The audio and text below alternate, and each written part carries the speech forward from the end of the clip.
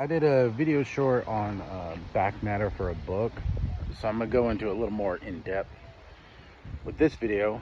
So back matter is all the content that you put after, for the most part, after your narrative. Sometimes it's a term also used to account for like the summary that maybe you put on the back of your book, or that's in the flap. So sometimes that term's used for that.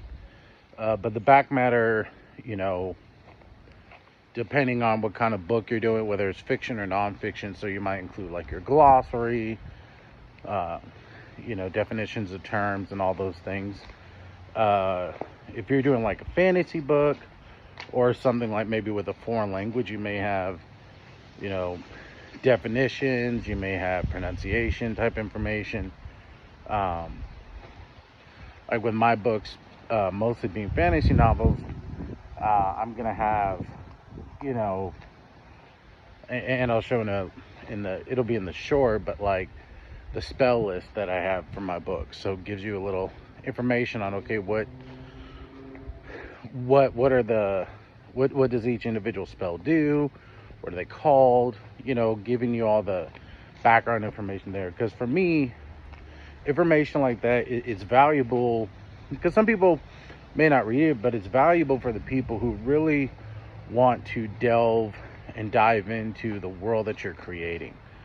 And to me, it's especially like for us, since we're an indie publisher, or for those of you who may be self-publishing or working with a smaller publisher, and maybe you do have a little more freedom with how you manipulate and manage your content, back matter, depending on how you do it, it can add a higher level of professionalism to the work you're doing. But also, depending on your marketing approach, it can allow you to connect with your audience better. And especially like when you're smaller and you're trying to grow your following and your fan base, I think back matter, depending on how you do it, can be critical in building that. Because there are people who are going to buy your book that are just going to read the normal content, which is good. There's also going to be people that are going to buy your book just to support you, or some people want to buy their book just because it looks good in their shelves. There's people that like that. And depending on how you approach your marketing will determine the value of how much you want to add as the back matter. Like for me, again, like I said, with my fantasy series, there's going to be a spell list. But I'm also, and this is something that the average person can do, is you can even add previews for other works that you're doing. So with my first book, there was a preview to book 2, and there was also a preview to Baptized by Magic, which is a detective YA fantasy book series that I'm working on. And so that gives them a little idea that more content is coming. But also, I think one of the cool things that added content in the back matter can be very useful is that it can actually show your growth as a writer. Because usually when you first start writing that first project, it might be years ago, it may be a year ago, but these newer projects, they're going to reflect where you are now as a writer.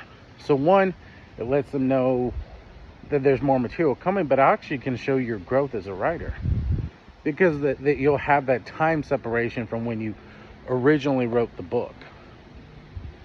And it allows your audience to this is from a psychological standpoint, start painting a picture in their mind of what's to come. So that's some free game for you. So back matter, it can be crucial in show the professionalism of your book. It can also be useful in providing depth to your story that the normal narrative can't do on its own, which is valuable for one, you keeping track of your content, but also it can be very useful for the people that are going to really dive into your story. But even if it's a fiction book, nonfiction book, it lends itself to giving them information that you don't want to put in just the normal part of the manuscript that would be overwhelming, or lends itself more as a reference page. And lastly, it's good for marketing. It adds a little boost to it.